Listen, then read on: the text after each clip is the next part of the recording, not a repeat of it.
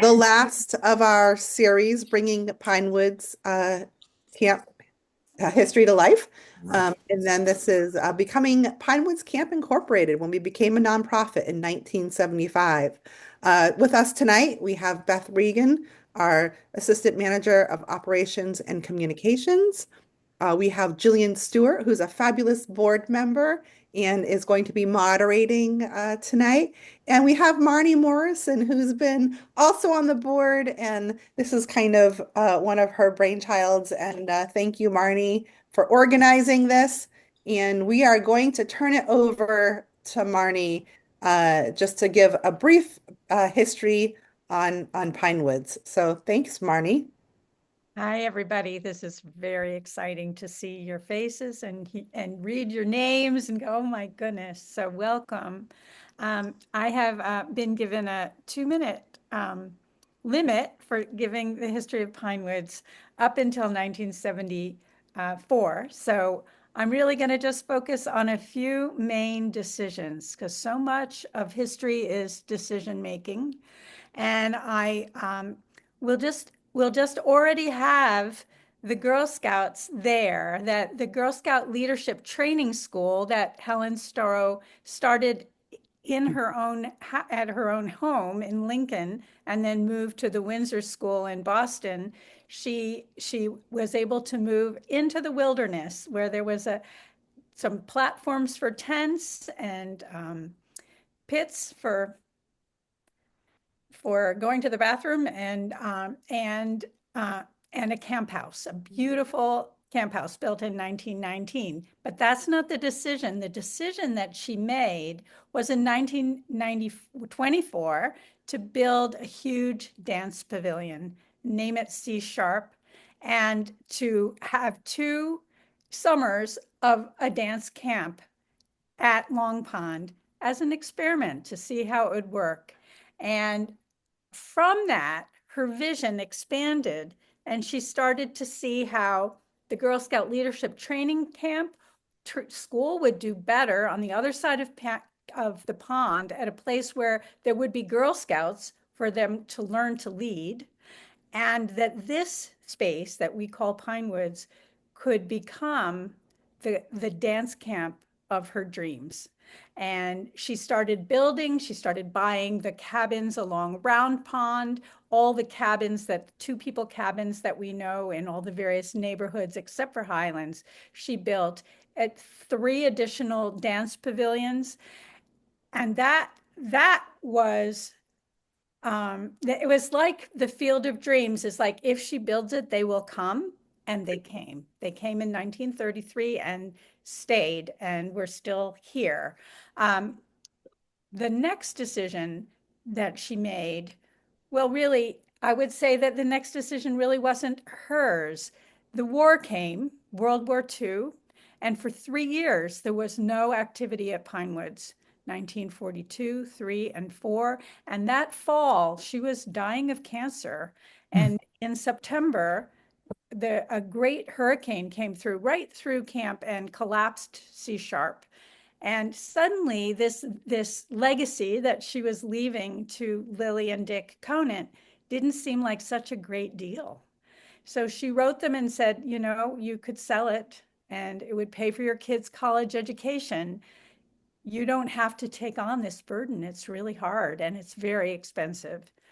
And what we know happened is that they considered and decided to keep camp going and to allow us to have the camp that all of us experienced, whether we came in the 40s, the 50s, the 60s, the 70s, the 80s, or on until last year. And so that decision was made. Conants made that decision. And then the next decision was 30 years later, they hadn't had the money to keep it updated. The buildings were falling apart. And Lily passed away and Dick was getting very old, and he conferred with his family and decided what we're going to do is we're going to offer this camp to the dancers to see if they would buy it. So that brings us to 1974 when a great decision had to be made about whether the community could purchase camp. So I'll pass it to Gillian. Thank you, Marnie. So I'm so delighted to be moderating. In addition to Marnie, we've got 6 folks who are really involved in those first couple of years, and many of whom continue to be involved. So we'll be hearing from Bill and Bob and Jim and Tom and Peter and Jeff. And we're going to start with one of the faces that you might not all know, which is Bill Abbott, who I believe is currently on Long Pond. Bill, would you tell us a little bit about what you knew about camp and how you came to be involved in a lot of those early conversations? Right. For the last 50 years, my family and I have lived on the property at the south end of Long Pond, overlooking the beach that you can see from your docks there at Pinewoods. This is the former Camp Helen Sturrow property that you heard about in the prior Zoom episodes. In fact, I'm speaking here tonight as I sit in the Sturrow house that was the summer home of Helen Sturrow in the 1930s. How did this come about? Well, my wife's family had summered on Long Pond since very early, since the 30s, the Shaw family. And after I graduated from college and spent 3 years in the Navy and graduated from law school, I then spent every summer at Long Pond. And in 1972, I and another attorney here on the pond saw the closed Sturrow Camp, Camp Helen Sturrow, because the dining hall roof had collapsed, leaving the chimney, which is actually. Oh, I'm not. That's fine. And decided to save it from becoming a housing development. This is the property again at the south end of Long Pond. At the time, I was a general counsel of Cabot and Forbes, involved in real estate, but Long Pond was my passion and most important interest. And we purchased the closed Camp Helen Sturrow, where we then moved, became permanent year-round residents in 1973. I think we perhaps were the only permanent residents on the pond at that point. And I have to say before I go any further that Camp Helen Sturrow looks exactly like it did back in 1973. In fact, Sylvia Plath, who spent 2 summers here, wrote letters home about the camp, and her fan club has many times comes on this property, looks around and says it looks just like it did in 1973. But having been arrived at Long Pond, I quickly became aware of Rick Conant, who was a master sailor of the pumpkin seed sailboats, and we enjoyed many a sailboat race every weekend here on the pond. And the other keen interest of Rick was as an environmentalist. And in 1974, Wildlands Trust had been created, and I was very much involved with it. And it was a brand new organization dedicated to preserving open space all around the 6 ponds and Long Pond. Became the largest, and it still is the largest land preservation group in southeastern Massachusetts. So Rick and I became very good friends, being both interested in the environment as well as sailing. And in 1974, he asked me to help him separate out the Pinewoods Camp legally from the 3 cottages that would be occupied by he and his 2 sisters. So we worked hard in 1974 because I was very much aware of the music camp. I loved hearing the music from the camp, from our porch. We would hear the stomping of feet, and many an early morning. I remember on weekends we would hear the bagpipes, and just that sound drifting over the pond was a marvelous thing. So I gladly accepted his request to put together the legal documents and create the Pinewoods Camp as a separate legal entity and separate its property from the Conant cottage lots. We met at my house several times to go over the large plans of the property. Rick took aerial photographs of the property so we could see where the proper division would come. And he explained to me how the Country Song and Dance Society would have a preeminent role in the Pinewoods Camp Incorporated, which was be a new entity, which I created, a new nonprofit entity, and they would then launch a fundraising campaign to purchase the camp. And that ended successfully. The Pinewoods Camp Inc. was incorporated in May of 1975, the legal documents, and you'll hear in a minute who the original directors and officers were.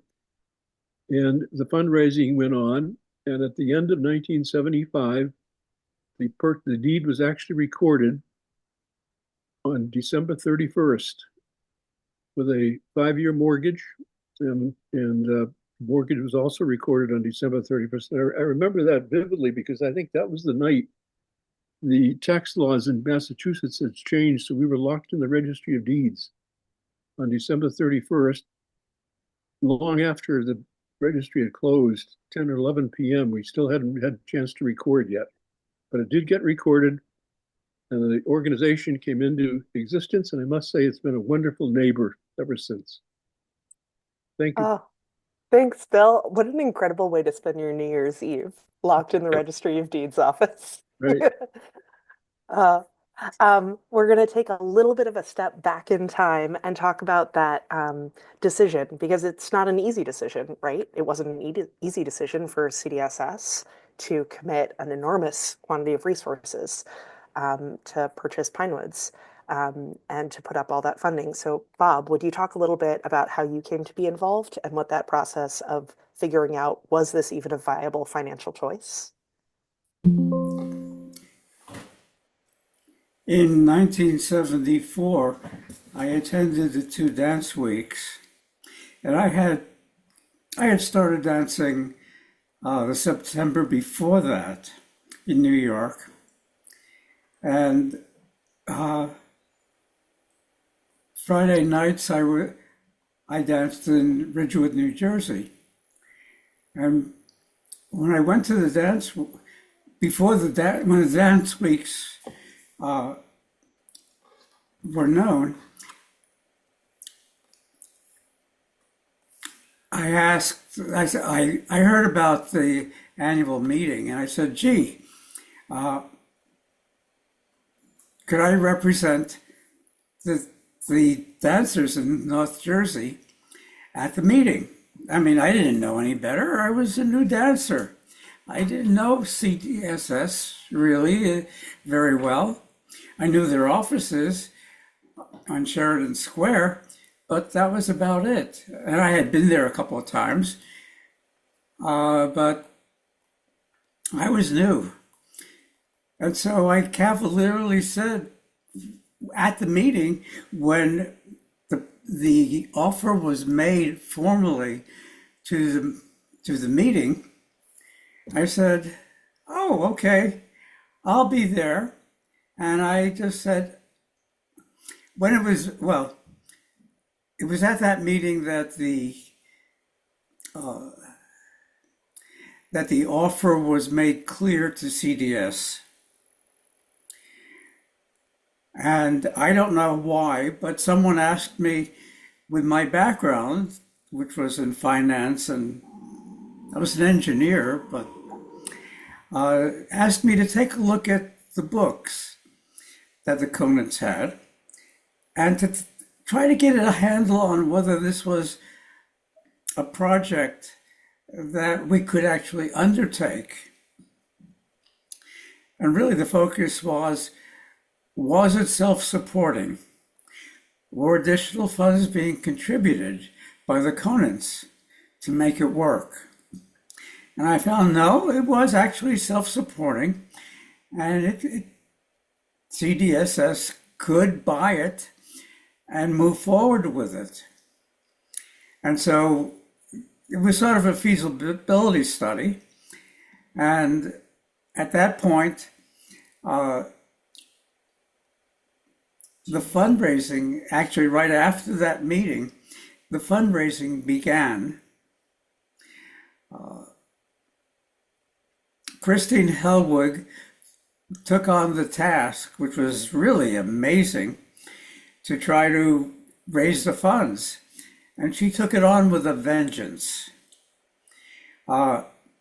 She had been town manager of the town of Mamaroneck in New York, in Westchester County in New York, and had been town manager for 4 terms, 4 years, 4 terms, always running unopposed. And here she was at this time without a job. Not that she needed one, but she took it on. And in that following year, the fundraising was going on nonstop. At each Tuesday night session at Duane Hall in New York and elsewhere, we developed, at that time, it was the thing, dances, square dances, or let me think of one. English country dancers do it with eye contact and other pithy sayings that were very current. And everyone had bought these buttons, and we were encouraged to contribute if we could. And that continued throughout the year. And into the following year, in 75 at camp, it continued.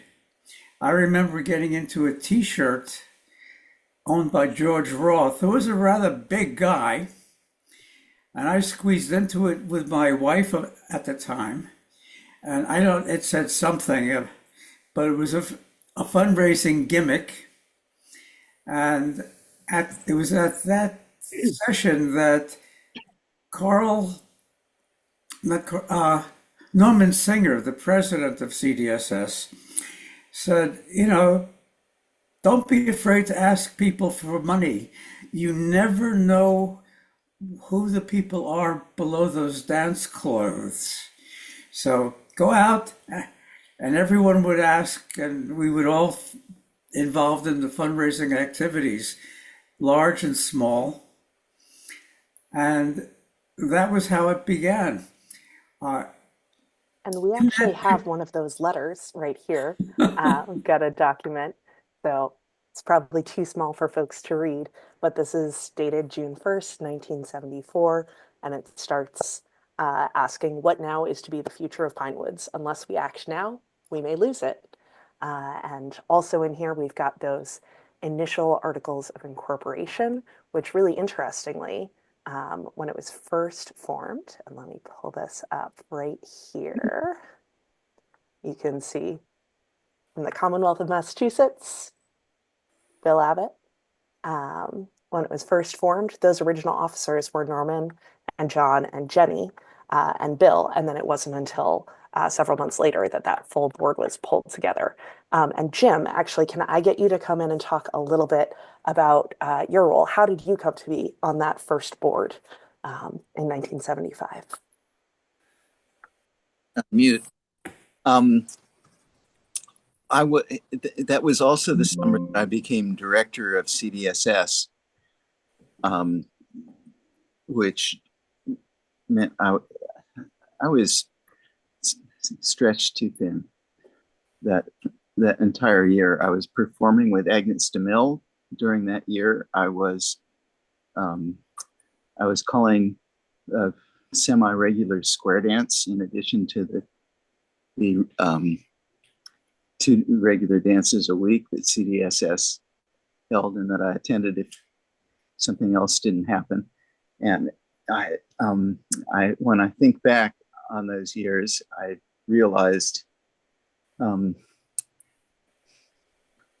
that I was way too young to be director at anything at that point. And so I allowed myself to be, we also had the bicentennial performance troupe that we costumed and gave a full show. And we were, in 75, we were still trying to have 2 shows in depicting different periods. And I can't believe that we hadn't scrapped that second show by that point, because the whole idea of putting on a theatrical production with people who had no clue, which I'd had a little theatrical experience, but I never directed anything, and have never directed anything since as a result. But I was put on the board because of my position as CDSS National Director. And I stayed on, and as long as I was employed by the Country Dance and Song Society, I guess the next 6 years. For me, there was never a question about Pinewoods Camp not continuing. I had discovered it 5 years earlier, and saw it as one of those eternal oases that I would always want to return to. And I think the rest of us also felt like it was home away from home. Better than home when you lived in New York City in those days. And so we were, I knew that the Conants had been able to pull it off, and I was sure that we would if we needed to. And the extremely fortunate thing about that first committee was there were real adults on board, people who actually knew how to organize something, people who knew how to raise money. That was a big part of it. And particularly Christina Hellwig, who has been mentioned already. But Jenny was very good at a lot of these parts and did a whole lot of work. She had just retired as national director and needed a job. And it became her life, making sure that this establishment of Pinewoods Camp happened in a good way that would allow it to go on. I've talked so much, I can't remember what the original question was. Have I got anywhere near it? Yeah, you answered exactly what we'd asked, which is, how did you come to be there? And it was sort of ex officio. Out of curiosity, Jim, how old were you in 1975? In the summers, I turned 28 on December 29th of 1975, but I was 27 at that moment. And my qualifications were mostly enthusiasm. Although I've been dancing a lot since I discovered the whole thing in 1968 when I was a student teacher and farm worker at the John C. Campbell Folk School. And I came to the society because once I discovered all this stuff, I went to Berea Christmas school at the end of that 1968 experience. And unlike all of the rest of my life, suddenly there are all these pretty girls all around. And that, I know, was a truly warping aspect to the whole thing, because I just wanted my life to be like Berea Christmas School the rest of my life. And I started going to all this stuff. And that included going into the CDSS office, meeting May Gadd, talking to her about, life and stuff. And at the end of that, one of the time that I visited CDSS, May Gadd said to me, our society needs someone like you to come on board and be on the staff, because people are getting too old and we need youth. And that was the end of that conversation. That was probably in 69 or something.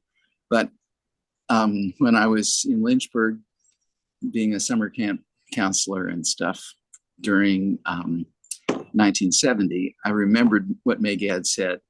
I had talked my draft board into thinking I was a conscientious objector, which I am. But they believed me. And they said, what do you want to do for your alternative service? And I said, how about work for a nonprofit organization in New York City? Which they accepted. And so I went to work for CDSS instead of the Vietnam War. In a glorious tradition. I was also, I will say, informed that I was going to be doing something by none other than Marney, and may the grand tradition of listening to our elders when they suggest that we should do something fun and that we are eminently qualified to do it, regardless of how much we think we are, simply based on enthusiasm. May that continue. Um, some other folks who are on the board. Peter, do you want to tell us a little bit about how you came to be a part of that original board? Sure. First of all, greetings, everybody. I haven't seen in about 50 years, if not over 50 years. It's so good to see you. I started, first of all, dancing in New York. My parents were very involved with CDSS, as it was called at that time. And I started dancing at the 13th Street Church, probably in would have been 57. And I finished finished. I went from there to Pinewoods. I think it was in 57 or 58, mainly because I was lusting after Carol Langstaff. And I went to Pinewoods and basically continued there teaching and doing acting as a crew chief and also under KG for many years. And that was my first introduction to Pinewoods was Lily Conant, who my first job, I think it must have been in 1959 or 58, was picking up cigarette butts all over Pinewoods and collecting them all and getting rid of the damn things. But there's one thing that I should say about Mrs. Conant. She was the best boss, and so was Dick Conant, that anybody could ever have. She also took care of camp in an amazing way. Every week when people arrived, there'd be bouquets on the fireplaces, and if it was wet and damp, there'd be fires in all the fireplaces. Now, I came on the board, I think because, basically I was asked to, and I remember not an awful lot about my experiences on the board, except I know we had a board meeting at our house here in Preston. And then we I remember a board meeting following that probably was at Schuyler and Betty Chapin's house on Long Pond. I don't know whether any of you were there or not, but okay, there we go. And then I married Jane. And at that point, this would have been 74. When did we get married? I think 74. Basically, I sort of withdrew from stuff at that time and really drifted away from Pinewoods for many reasons. I think one of them was we had a small farm with a couple of cattle and sheep and so forth and so on. And basically, I didn't go back to Pinewoods, I don't think, except once or twice to visit Phil Merrill. But that was my introduction to the board, and I was on the board, I think, for two terms, as I recall. And that's about it, except I really came to Pinewoods in about 1947, when my mother brought me to Pinewoods. And as I've told many people, I was terrified that there were bears in the woods. I mean, there are a lot of woods. Who knows what could be lurking there? Bagpipers? Bears? Yeah. Really, really could be anything. Thanks, Peter. Tom, do you want to tell us a little bit about how you came to be a part of that original board? Sure. I first started dancing in Berea. I was in high school, and through very odd circumstances, I went to Christmas school in, I think, 1961 or so. And then when I went to college in Boston, I went to the Y and started dancing and quickly got sucked in to a fairly older crowd of people than myself. But at that point, kids my age weren't into this kind of stuff. But for some reason I was. I was really into folk music and folk dancing and a total convert already at that point from Berea and other things. And I guess I went to Pinewoods in 65, I had a scholarship, the Bowl Scholarship from the Boston Center, and Pinewoods was, of course, magical, and I loved it, went every year since then.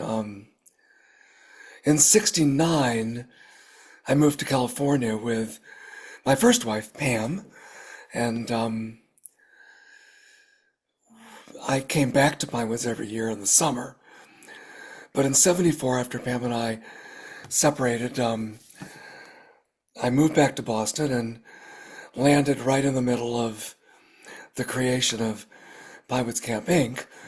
I was pretty close to Rick and Gerda at that point, and had a lot of conversations with them. I mean, Rick had talked with his dad about, could he take over, owning the camp and doing what had happened. Lily was dead at this point, and Rick decided he didn't want to do it. I know, I guess, interesting parts of the conversation. I know Dick was wisely aware that, the camp shouldn't just go to the Country Dance Society, that there were multiple users with a history, and especially the Boston Center, and a long history of a rivalry between New York and Boston. And so along with Bill Abbott, Dick Conant structured something that tread the line carefully, creating an organization that honored the original users and Helen Storos and the Conants' involvement, and it's held up pretty well since then, I'd say, with changes over time. I do remember the fundraising, Norman Singer sending a letter out to folks asking for an audacious contribution, asking for $1,000 from people to be founders of the camp. And I know that I did that. I was one of those people, and a bunch of others. And I think there's still a plaque listing those names outside the camp house. So I had just come back from California. I was got involved. I was on the original board. I was the first chair of the management committee. And at that point, Gerda was sort of holding things together at camp. During this transition, she was running it in the summer as the manager, and that kept on for a few years. And at one point, maybe '76, can't remember, we decided to have a national search for the brightest and the best camp manager. And that happened, and there was some person we were considering, but in the end we decided to hire Gerda to become the official manager.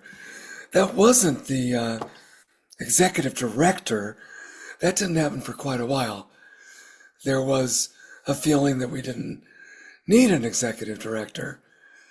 We just ran a few weeks at a camp, so we weren't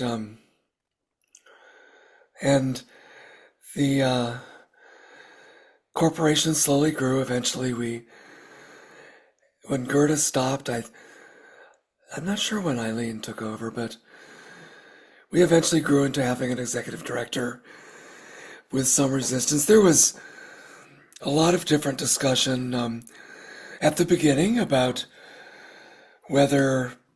expanding the camp to more of things with Gerda in those early years. We took on Labor Day weekend and the early spring into summer. I forget what it was called back then. Called First Weekend. First weekend. Yeah, which is what I grew And, up going to. Yeah. I mean, Deborah and I organized the Labor Day weekend, the first ones, and I don't know, there was just lots of excitement and growth, and I think that's about it. I stayed involved on the management committee until I wasn't. I don't remember when that was. I tried to quit. Jenny Scheimer wouldn't let me. I think I was on another year or two after, because I had other things I was doing. And I stayed off for maybe 10 years and came back as treasurer when Dick Chapel retired. Dick Chapel was on that first board. He owned a camera shop. He was a Scottish dancer and was very attached to Pinewoods. And finally, he was treasurer. And it was really time for him to stop. And I came on as treasurer, and where I was on for 6 years, I think, after that. Yeah, it's interesting how much of it has stayed pretty similar. Certainly, a lot of the structure of the board, of most folks being CDSS representatives and then representatives from other sectors, from the Conants, from CDS Boston Center, from RSCDS, at large, the at large folks. I'll pull up the full list in a sec because it's kind of cool to look through those names. But before we do that, Jeff, do you want to give us a little bit of how you came to be part of that that first board?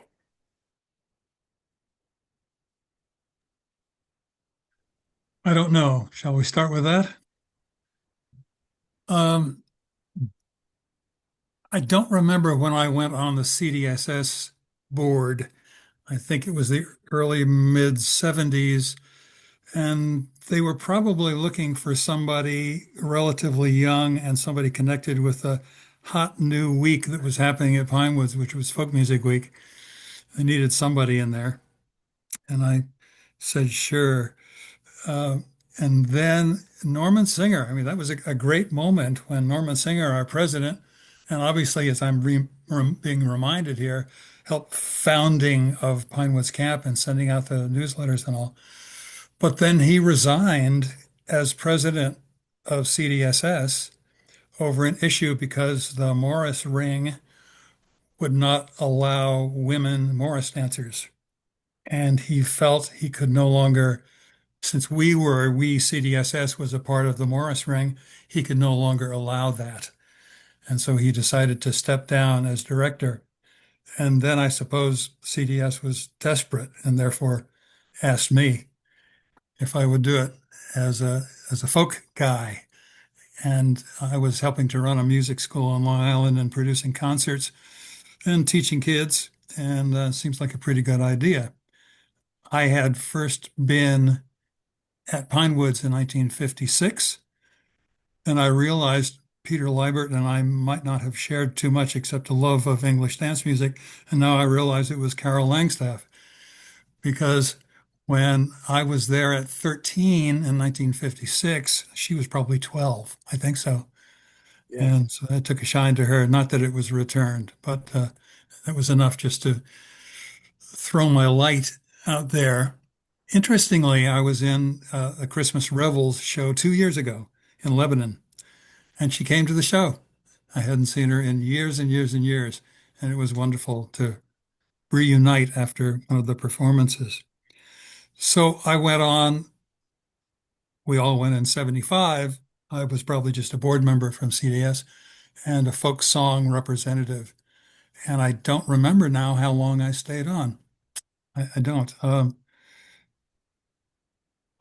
With Jenny, I had admired her from her dancing and leadership for so long, and then I was suddenly under the light of Christine Hellwig and was just awed by her surety, the fact that she went dead ahead.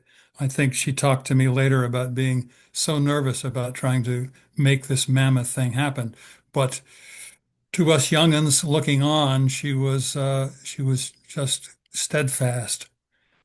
And I remember when I was part of Jenny Scheimer's memorial in 1991, when the society honored her, thinking and maybe even saying, I know I told her that she was the most influential person to me of anyone of her generation besides my parents. Just felt she was so much in my life as Pinewoods was and English dance. So I became president of CDSS, and that lasted somehow through elections into 1986, when, oh my goodness, what a time that was, right, Jim? Because we had rebuilt C Sharp, and we had made the mammoth decision to move headquarters of the Country Dance and Song Society from New York to Western Massachusetts, when Brad Foster was now with us as director. And it was a big time. And a lot of people on both sides were eager to talk about it. So I don't remember it. I remember being on the board of Pinewoods. I remember what a momentous feeling it was and what an honor and responsibility. But then at some point I left and went off into the music world. Thanks, Jeff. And now that you've finished talking, for this moment, I'm going to share this incredibly beautiful picture just because I think it's so, so lovely. This is you and Jenny in Ampleforth, right? Yes, that's right. Yeah. And how old were you at this point?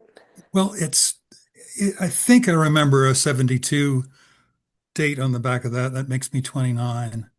But it could have been a little later than that too. So just maybe a year or two before Yeah. all of the board formation. Mhm. That's lovely. I'm going to pull up a couple of other things. We have a brief show and tell portion.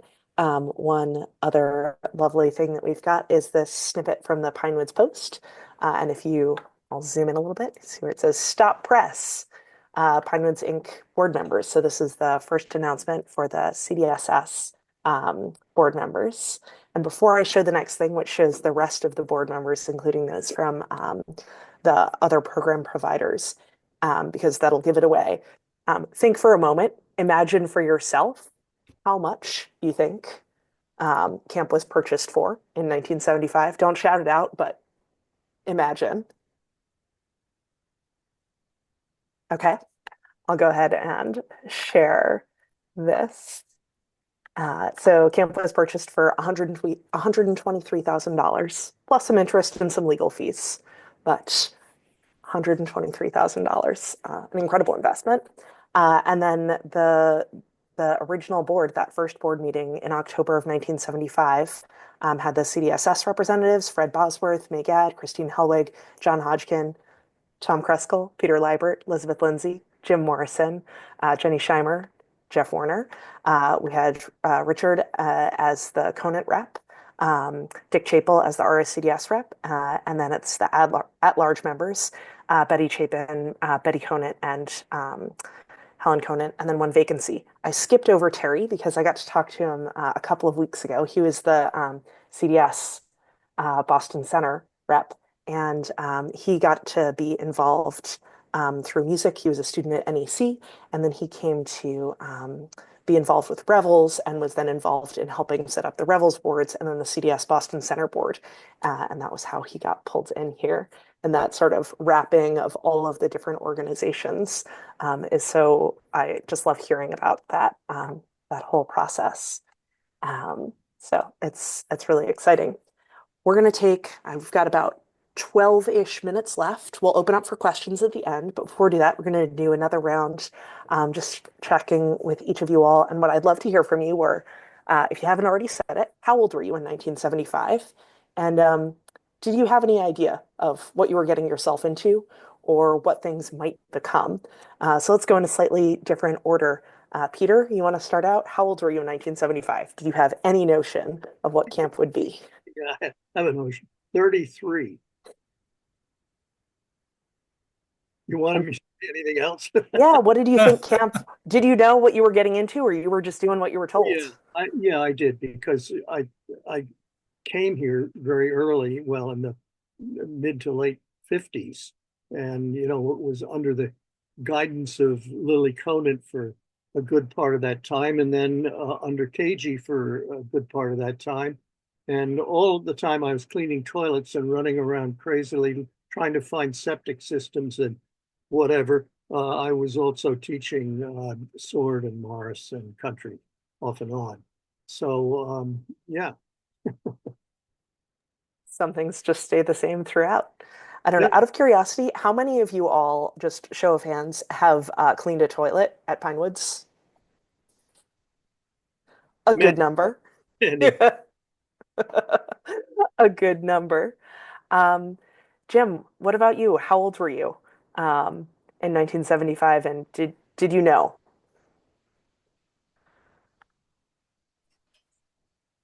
There. I already told you, 27. And did I know what I was getting myself into? Or no, did I know what Pinewoods was getting itself into? I had personal plans for what Pinewoods was going to be. And because I was in a position to make things happen, they did. We started that very summer. We had the first family week, which I was involved with, but my wife and Joan Carr and Betsy Blatchley and what's her name in Florida? Hodgkin. Meg Lippert. Meg Lippert. I was going to come up with her other name that she had at that time, had really thrown themselves into making the Family Week thing. And it was a huge success, and it remains a huge success and has kind of caught on all over the country.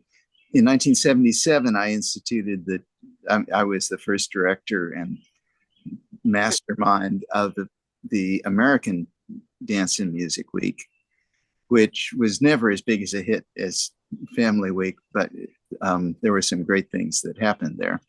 And it was also a week where there were, in the early days at least, where there were a lot of traditional performers included, which was something that Pinewoods has always struggled to make happen.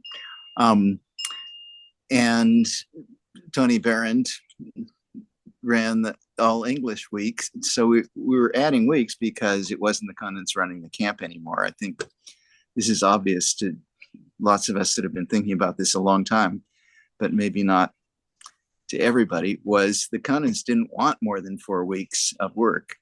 They liked it like it was, which was fine. And actually the 4 had been an addition, with Folk Music Week being stuck in.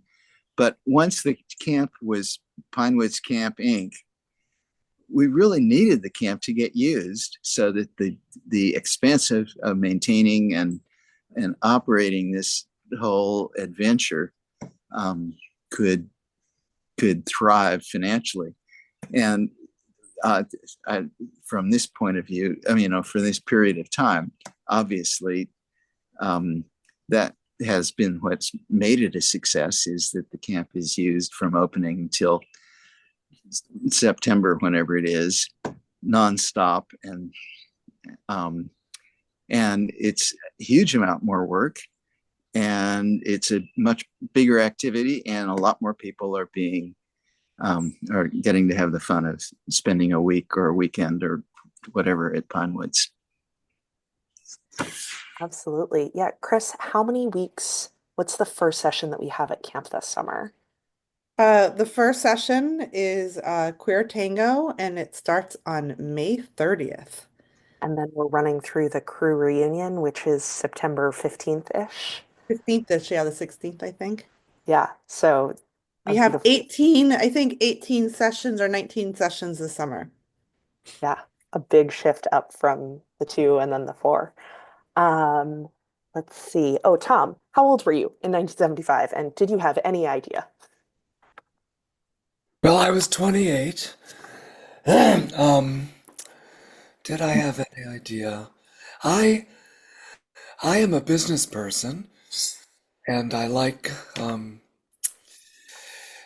visions and growth. And I mean, from the very beginning, Gerd and I were cooking up how to get more use, more sessions, and not from the CDSS side, but this was like the first weekend and Labor Day. We saw what Jim was talking about, that we needed to get this camp used. And so I don't know, I'm a optimistic, positive person, and I don't know, I'm not surprised it worked. It was a slam dunk. What a great place, Pinewoods Camp. You're supposed to wait to do the like beautiful pithy endings until the last thing. So we'll have you come back and do that. Jeff, we saw that beautiful picture of you as a youth. How old were you? Did you have any notion of what camp was going to become? I think I must have. I was 32. I had made a big decision recently to leave what I hoped would be a publishing career and move into music. And what better place to exercise that than with all the fine people at Pinewoods Camp? So yeah, I was dedicated to it and the music, and continued to be. It's been my life one way or another. Even though I stopped going regularly in '86, I kept going back all the time. So I'm wondering, in this reunion that we have coming in June with Marney and the beautiful idea of people from 1978 and before, it's just a continuation. And Marney, am I the first one there in '56? I don't know. Of all the people that we will have had to come together No, there. actually, there are some people like Meg Lippert will be coming from Hawaii. Oh, superb. All right. She came even earlier in her life, and Yes. As a child also, right? a woman named Marilyn Briggs who came in 1951. And it's a fascinating group of people, some of whom have not been to camp in decades, which is really awesome, who really want to come back, are excited to, it's a place that tugs at all our heartstrings, however long we've been away. And Marney, quick question. Are there still openings? Great question. Yeah, it's beautifully full if no one else came, and we want you if you want to be there. We have another dozen beds. So if you want to be there for this, look it up on the pinewoods.org website under Centennial, find companions and read all about it. And you'll find it's a relaxed schedule, lots of time to, Jim said, do you think that the people organizing know that some of us are coming because it's just going to be a great party? We might, so you can come and canoe or dance. The evening dances are only going to be an hour and a half, so that there's time to socialize and still, if you want a good night's sleep, get one. And there's going to be dancing and singing. Jeff's going to be leading the singing, and Alchemy is going to be playing for English country dancing, and David Millstone will be calling, but there are so many callers coming as campers. Yeah. So it's just going to be delightful. Thank you, Marney. And it's 10th through 13th. That's all. And Beth just dropped the link into the chat if you want to learn more about it. So thank you. I'm super excited. It is going to be this, but at camp, which will be incredible. Bob, question for you. I know, did you happen to bring that mug that you had last time? Beautiful. You tell us a little bit about the mug, and then also tell us how old were you in 1975, and did you have any idea? Oh, and you're muted.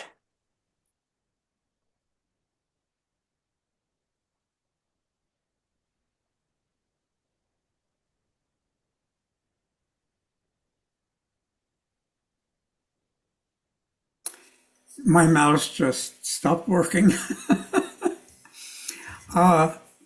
This is a mug that Peter Liebert made. Good God.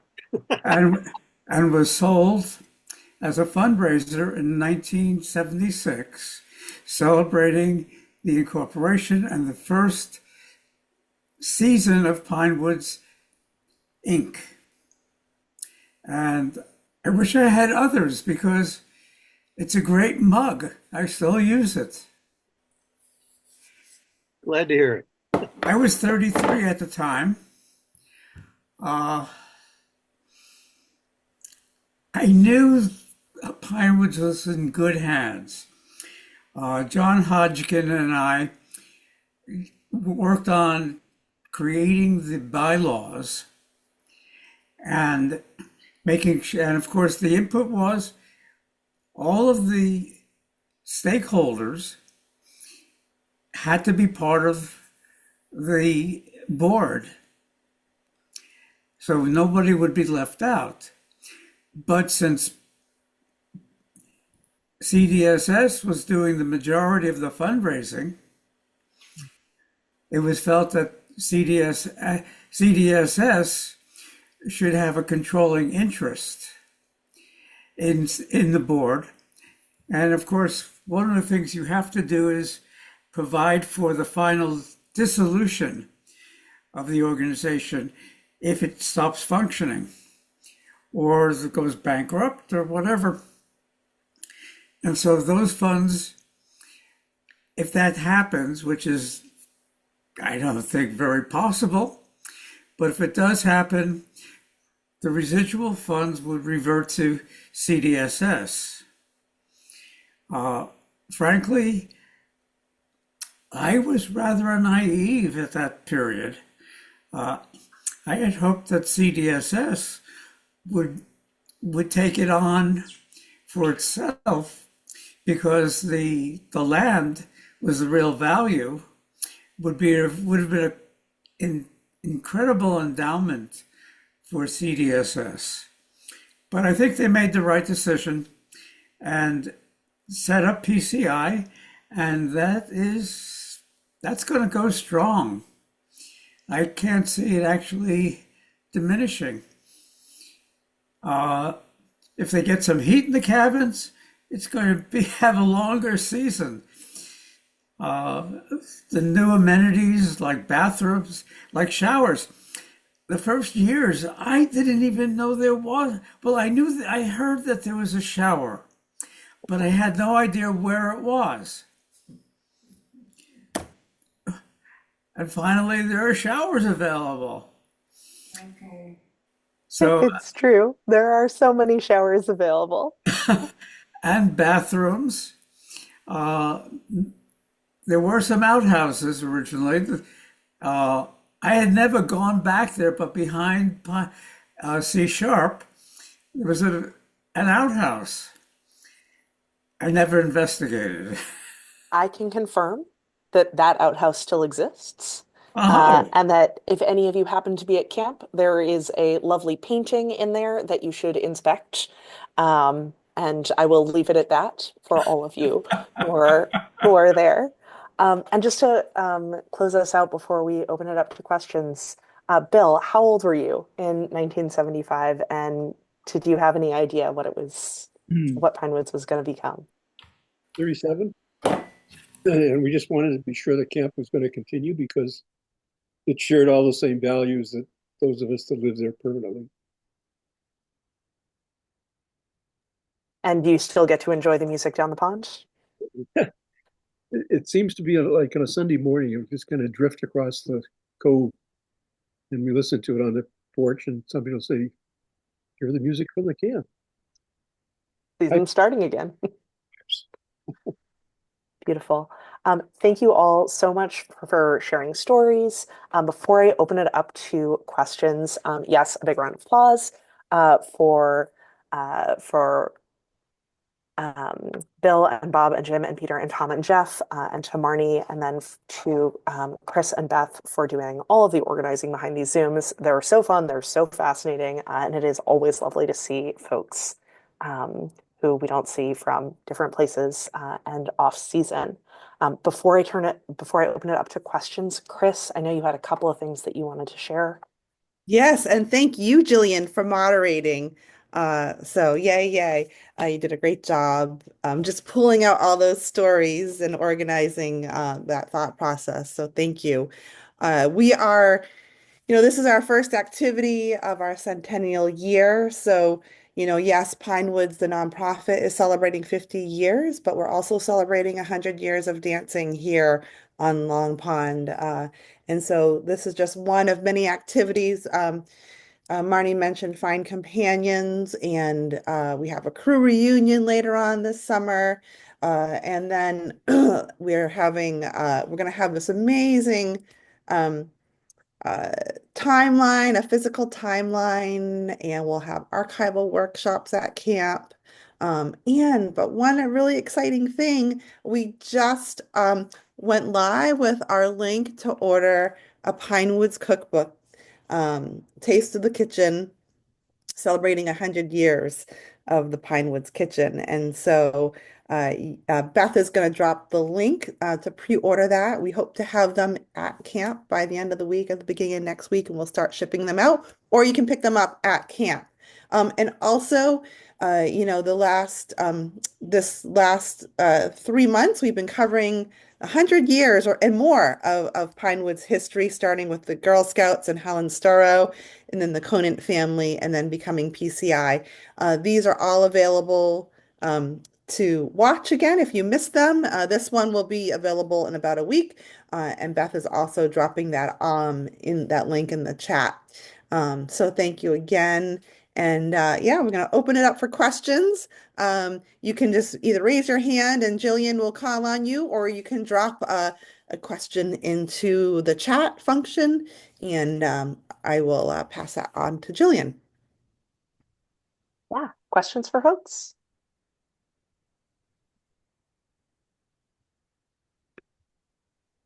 Well, Yeah, Peter, what you got? Well, it's a silly question, but does anybody know or remember Prue and Dick Baker or Eric Butler? Aha. Well, they were two people that were on the crew many years ago. And David probably would remember them. I'm not sure. Is he still on? Well, anyway, there were two people on the crew. And when I first started on the crew, Eric Butler was the crew chief, and Prue and Dick Baker were before him. And then of course KG came on board, and I worked with KG. Anyway, interesting question. I don't know whether they're around or what. Yeah, I don't know. Do we have the crew photo books in the camp house going back that far? I know I spent a lot of time looking at those as a 12-year-old, being really convinced that that was my future and being, mostly correct. But I think we have those going back that far, which if folks are there at all this summer, you should definitely check out. Jonathan, what's up? What you got? Oh, you are. Okay. So I had the fortune of discovering the Pinewoods Morrismen one September with their one day out, and I've never looked back. That was in 1968 on the Radcliffe campus, and very soon after that, they roped me into coming on Wednesday nights. And George Fogg was instrumental in getting me a full scholarship to the 2 dance weeks that year. I had no money, and I've never looked back. Charlene and I met at the dance weeks in 1972. Which I think was when Jim and Marnie also met. Is that correct? Earlier. Okay. And but there was a lot of love making then in 1972, and it was a great time to be at Pinewoods. And then the next big event for me was having a child and That was Joanna, and being on staff for the first family week. And I put in the chat how important Jenny was in getting the family week going. She was absolutely convinced that it was life or death for CDS. And I think she was right. And so anyway, it's, we've brought up all our kids there, and it's been our second home for all those years. That's fabulous, Jonathan. You also mentioned rinsing dishes in cold water. When we mentioned bathrooms and toilets, does anyone know what year hot water was introduced to Pinewoods? Because I'm really grateful living here year round.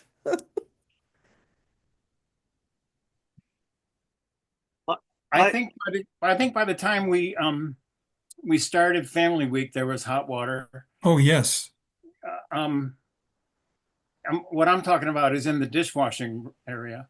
And but in 68, 69, 70, it was cold water washing. Gruesome. I would guess that hot water came to the Hobart in the kitchen probably around 1955 or even earlier. I think it had been there. I remember where the hot water heater was. But just on a quick other point, Jane and I also met at Pinewoods in, I think it was about 1971 or 72. She was secretary. Oh, Jane corrected me, or three. She was secretary for CDSS. And another interesting fact, Jane's parents met at Pinewoods also. I was going to ask, how many of you have met a partner, past, present, at Pinewoods? Uh-huh. A good number. And it's so, I love looking at the registrations for the CDSS sessions. I don't know how many of you pay attention to those, but Family Week and Campers Week have like 70, 80 people on the wait list. They are booked, they are packed. The future is good to go. I did get one question, which was, are there any tales of mischief from members of that first sport? Anything that you are willing to share on record? Chaos that you may have caused? Trouble that you may have gotten into? How long do we have? Tom's hand is raised. Tom, go for it. Do you remember Eric Lieber doing kitchen raids at night? And we were all eating his spoils. That was in the 60s, late 60s. Yeah, along Stealing that snacks. Yeah, along that line, Tom, the Shrigley family always used to, after the dance, congregate in that back area. And Mary Hussey, I think her name was, the pastry chef, and Eileen and all of those folks would put stuff out for us. We'd go up, we'd have lemon meringue pies, and we'd keep all the lights out because we didn't want people to know about it. We did that on a regular basis. The good old days. So along with all of us young people meeting, there was also the problem of where do we stay? And there was a lot of cabin swapping that went on. Claire, you might be a product of one. But there was always the lore of the bush patrol with various of the older staff making sure that we were behaving. I don't know if that was true or not, but it sure was fun to think that. You're referring to the Bush Patrol? Yeah. Yeah. Yeah, and that was led by Marshall, I think, and also I think may have been behind it also. Yeah, I think Gay was behind it, but I don't think Marshall was part of that. Oh, yes, she was. Yes, she was. Oh, yeah? To Bush Yeah. Patrol. And Gay, they would tour the woods late at night, and I could always hear Gay coming up the driveway going, "Oh, Oh, oh, Yeah. oh. Some of you may remember those great sounds that you would emit at late at night. So But anyway, it was very interesting. That Ellie and then Betsy and Hank. Ellie, what's up? a mischief thing. There were somewhere in the late 60s, Lisa Coolbach, Molly Judson, and I were three underage kids at dance weeks that Gay allowed to stay. And we got into all kinds of trouble. And the one I most remember is the time we went into George Fogg's cabin and put his bedstead on the roof in Lads a Buncham.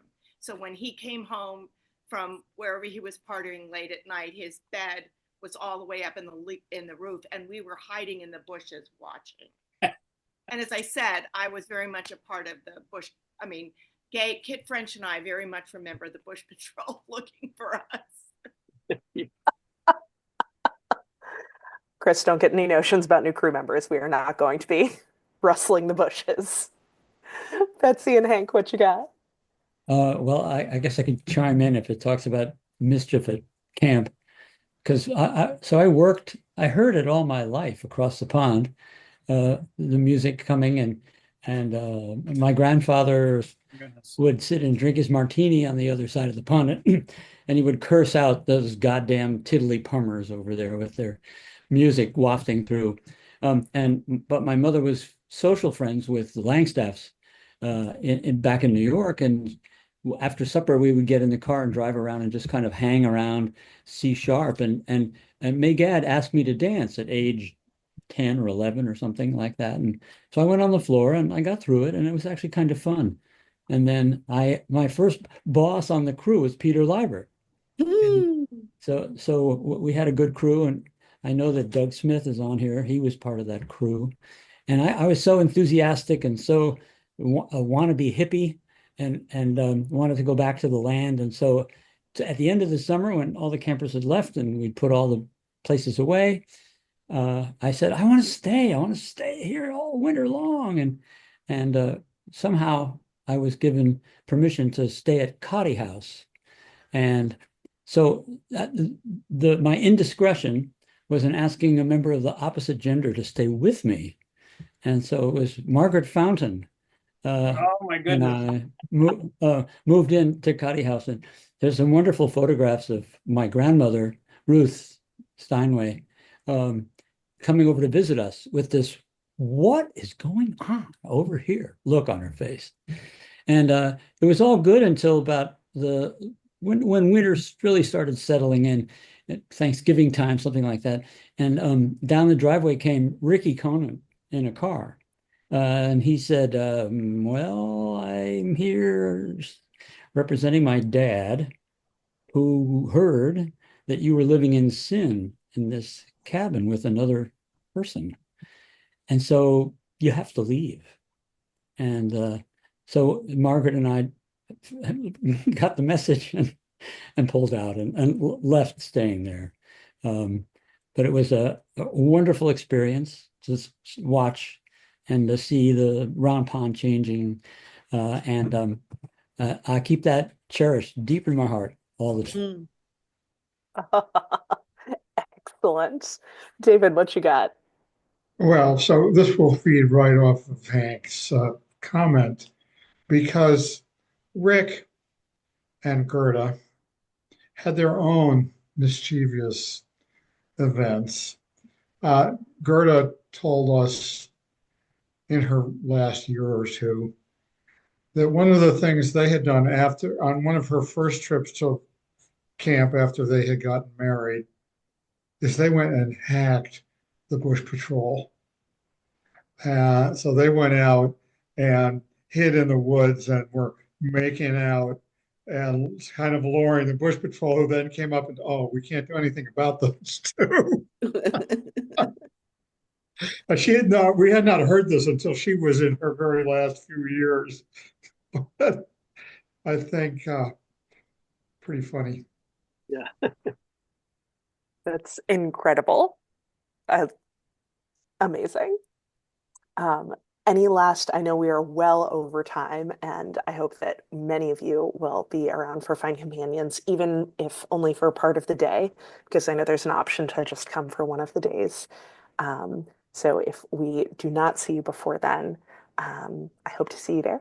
And thank you again to our beautiful panelists, to Marney, to Chris, and to Beth for hosting everything. It is so lovely to hear from you all and to see you all. That's all I got. And thank you again, Gillian. This was fabulous. And if you missed the beginning or you want to go back and watch it again, it'll be probably up in a week, and you can see the other Zoom series on our YouTube channel. So thank you again, everyone. And we're signing off, and we hope to see you at camp this summer. I hope you're all inspired into mischief.